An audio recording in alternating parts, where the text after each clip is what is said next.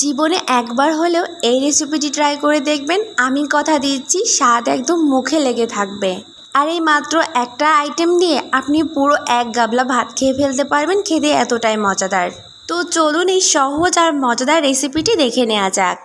এর জন্য লাগবে মুরগির মাংস। এখানে আমি হাড় ছাড়া মুরগির মাংস ব্যবহার করছি। মাংসের পরিমাণটা আপনারা আপনাদের পছন্দ মতো ব্যবহার করতে পারেন। এখন এর মধ্যে দিব পরিমাণ মতো পানি, হাফ চা চামচ দিব আদা রসুন বাটা, পরিমাণ মতো লবণ, হাফ চা চামচ দিব হলুদের গুঁড়া। এখন সব কিছু খুব ভালো মতো করে মিশিয়ে এটাকে সেদ্ধ হওয়ার জন্য রেখে দিব। মাংসটা খুব ভালো মতো সেদ্ধ হয়ে গেছে। এখন পানি থেকে উঠিয়ে ঠান্ডা করে নিব।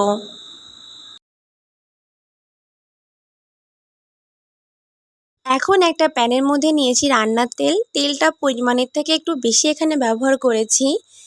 এখানে দিয়েছি 2টা মিডিয়াম সাইজের আলু। আলুটাকে কুচি করে কেটে নিয়েছি। এখন সম্পূর্ণ আলুটা তেলের মধ্যে দিয়ে দিব।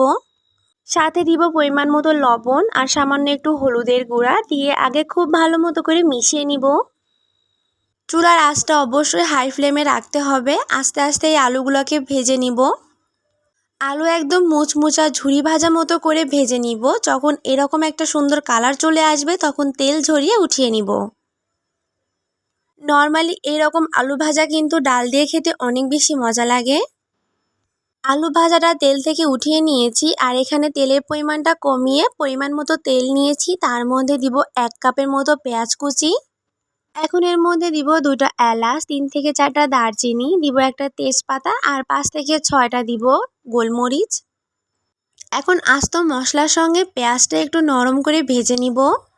পেঁয়াজটা হালকা একটু নরম করে ভাজা হয়ে গেছে। দিব সামান্য একটু হলুদের গুঁড়া, হাফ চা চামচ দিব লাল মরিচের গুঁড়া, হাফ চা চামচ দিয়েছি ধনিয়া গুঁড়া, হাফ চা চামচ দিব জিরা গুঁড়া আর সামান্য একটু দিব গরম মশলার গুঁড়া। দিয়ে আগে একটু মিশিয়ে নিব। এখন এর মধ্যে দিব 1 টেবিল চামচ আদা রসুন বাটা। এখন সবগুলো মশলাকে আগে খুব ভালো মতো করে কষিয়ে নিয়েছি। এরপর দিব সামান্য একটু পানি। পানিটা শুকিয়ে আসা পর্যন্ত মশলাটা কষিয়ে নিব।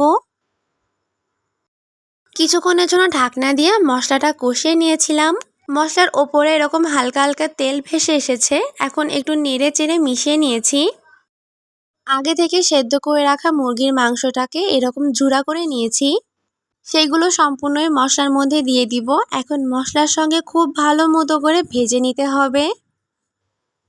এইভাবে প্রায় 8 থেকে 10 মিনিটের মতো নেড়ে চেড়ে এরকম ভাজা ভাজা করে নিব। এখন এর মধ্যে দিব আগে থেকে ভেজে রাখা আলু আর কাঁচামরিচ কুচি। এখন আবারও 3 থেকে 4 মিনিট নেড়ে চেড়ে খুব ভালো মতো করে ভেজে নিব। ভাজার এক পর্যায়ে দেখবেন একদম এরকম ঝুরি ঝুরি হয়ে গেছে। আর কালারটাও মাশাআল্লাহ অনেক সুন্দর এসেছে। নামানোর একটু আগে দিব সামান্য একটু ধনিয়া পাতা কুচি। এতে করে খাওয়ার সময় মাঝে মধ্যে একটু ধনিয়া পাতার ফ্লেভারও পাওয়া যাবে। ধনিয়া পাতাটা দিয়ে 2 মিনিট নেড়ে চেড়ে চুলা থেকে নামিয়ে নিব।